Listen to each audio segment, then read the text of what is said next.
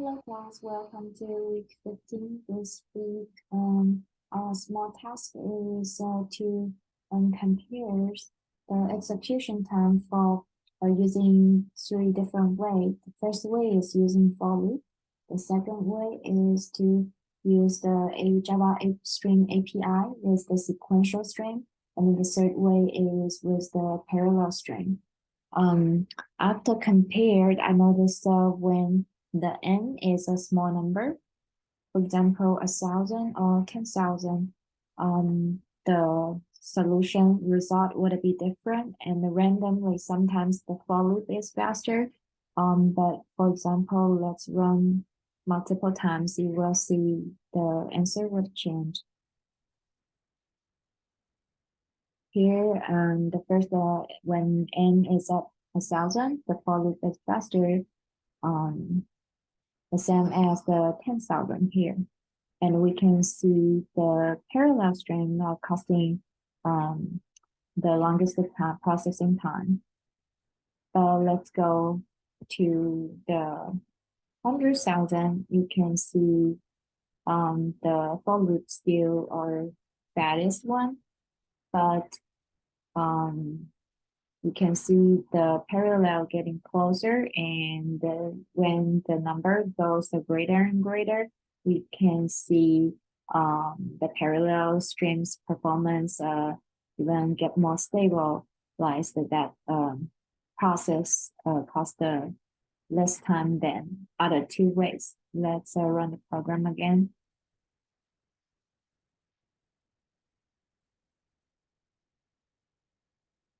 And this time in here, when n is at 1,000, still for loop is the most fast one. And the second 10,000, we recognize that this time parallel is faster. And I think the first time the for loop is faster. And then we run it again. Sometimes we will even see the sequential way is faster. In this one, the sequential way is faster than parallel. So when based on all the runnings we have, we can see when n is at a smaller number, there's no such difference between using the for loop, sequential string, or parallel. Most of the time, parallel string even costs the longest time. But when the number getting bigger, the parallel would be best way to process the program. So back to the beginnings, we don't see an obvious way that any way is much more efficient than others. Since the number is down to 10K or sometimes 100K, but when n becomes to a very large number, so which we can imagine that's a big data, we find that parallel performance is much faster than other ways. So let's talk about a little bit extends about the sequential programming. Sequential programming is the process for programming multiple devices in a chain. So one device at a time.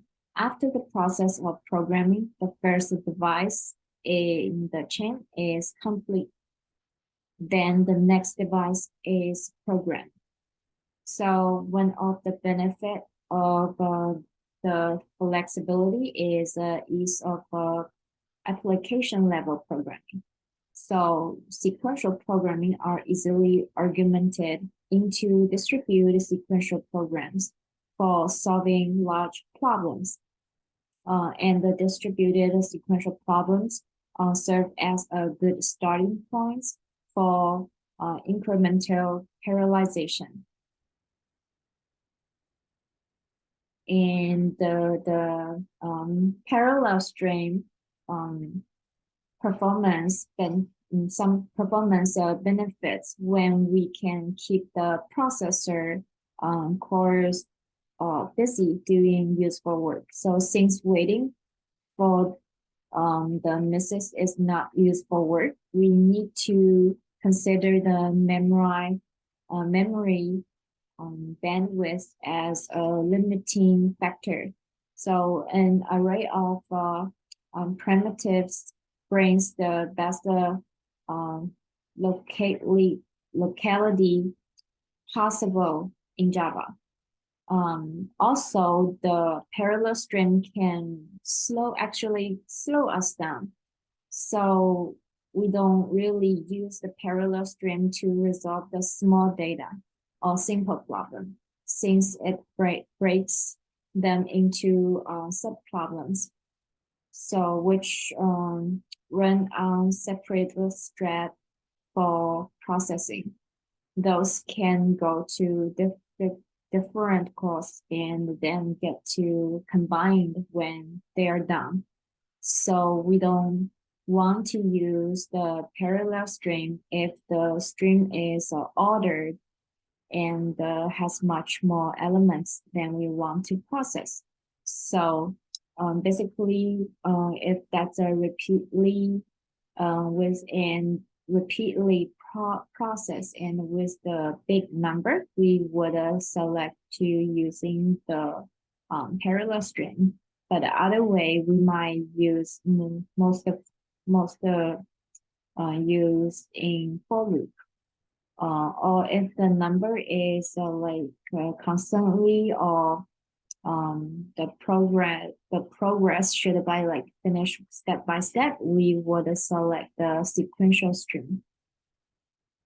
That's the difference of this week, how we compare and figure out the comparison is done for using n subdivisions of the interval for several values of n. Thank you for watching.